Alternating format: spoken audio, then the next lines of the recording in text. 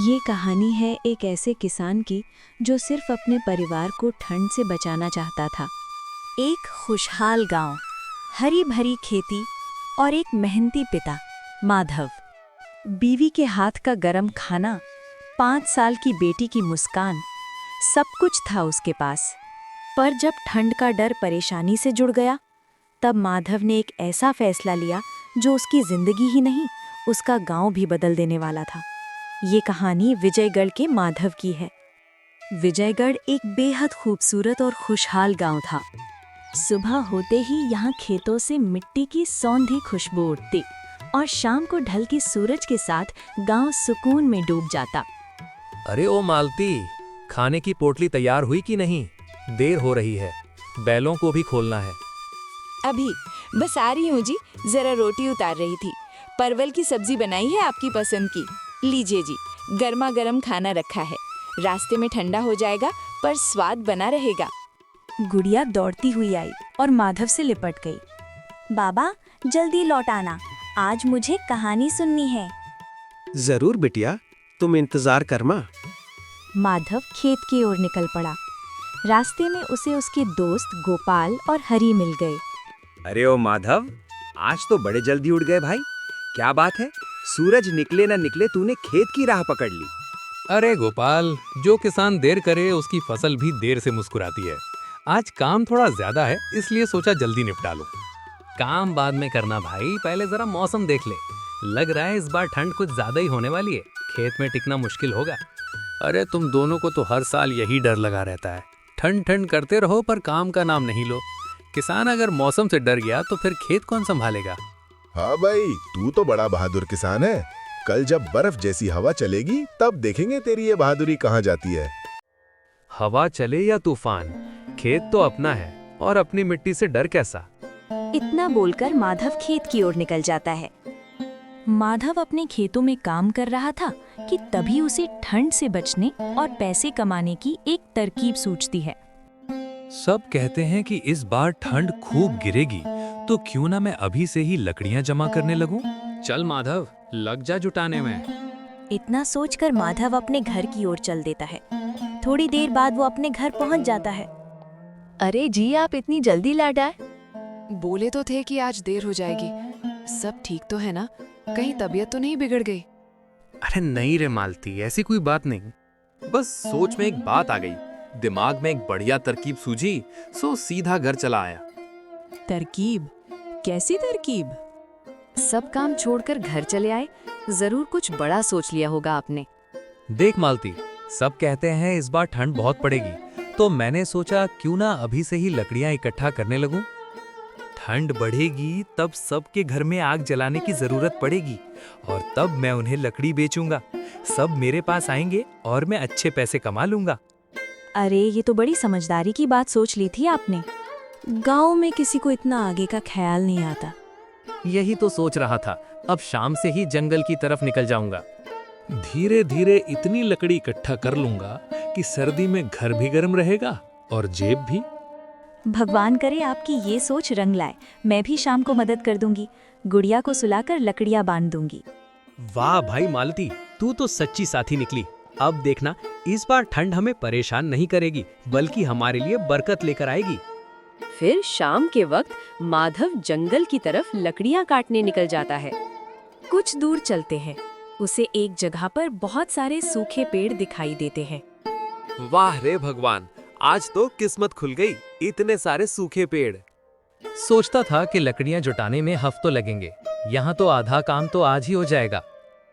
चल माधव, अब देर ना कर, जितनी जल्दी लकड़ियां काटेगा उतनी जल्दी घर में गर्मी आएगी। सूखी लकड़ी देखकर माधव लकड़ी काटने लगता है और लकड़ी काटकर घर की ओर निकल जाता है। हर दिन की तरह उस सुबह भी माधव सूरज निकलने से पहले उठ गया। अरे रामू, इस साल तो ठंड कुछ ज्यादा ही जोर की पड़ रही है रे। सुबह सुबह अंगुलियां तक शून्य हो जाती हैं, चूल्हा भी जैसे आग नहीं पकड़ता, सब लकड़ियां गीली पड़ी हैं। माधव भी रोज जंगल जाता है लकड़ी काटने, कहता है ठंड के दिनों में काम आएगी। बड़ा सयाना बन गया है वो भी। हर दिन की तरह माधव जंगल की ओर लकड़ी काटने के लिए जा रहा होता है। तभी रास्ते में उसके कुछ दोस्त मिल जाते हैं। अरे ओ माधव, जरा ये तो बता, तू रोज रोज जंगल में लकड़ी काटने क्यों चला जाता है?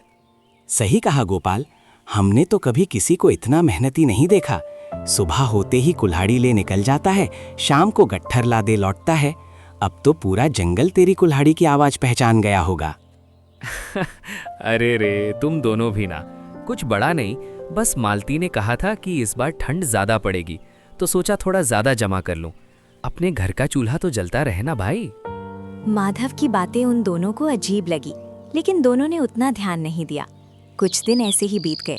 माधव रोज जंगल जाता और ढेर सारी लड़कियां काटकर अपने घर ले आता।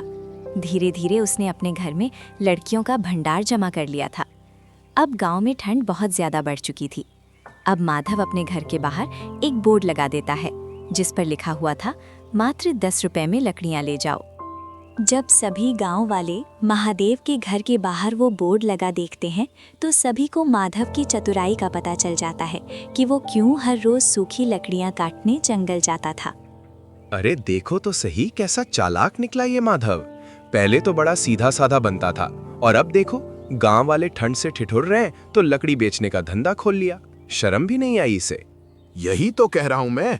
जब रोज जंगल जाता था तब हमने सोचा कि भला अपने घर की तैयारी कर रहा है, पर ये तो पूरा व्यापार जमा कर रहा था।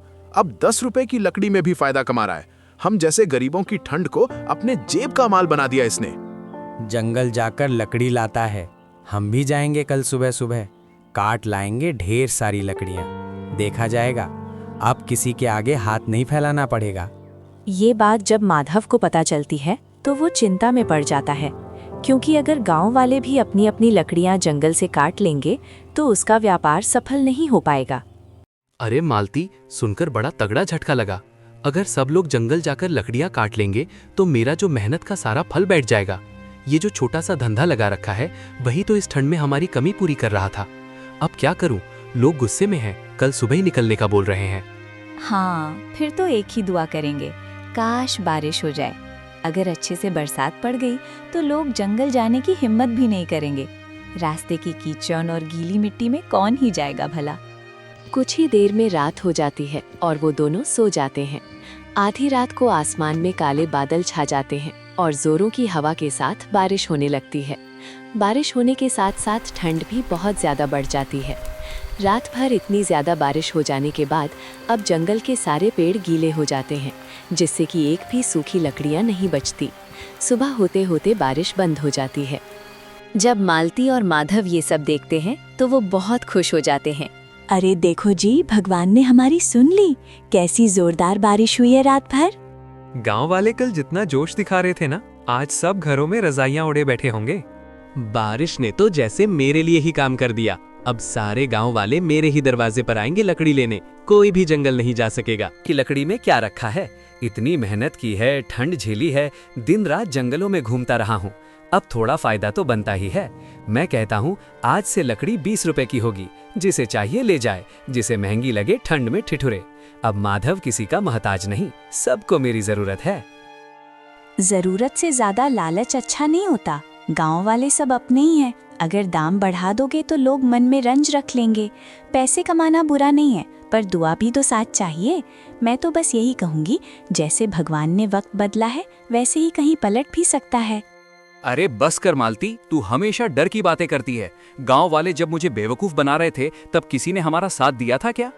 अपने पति की ये बात सुनकर मालती को बहुत दुख होता है और माधव अपने घर के बाहर लगा हुआ बोर्ड बदल देता है और उसमें लड़कियों का दाम 10 रुपए से 20 रुपए किलो कर देता है।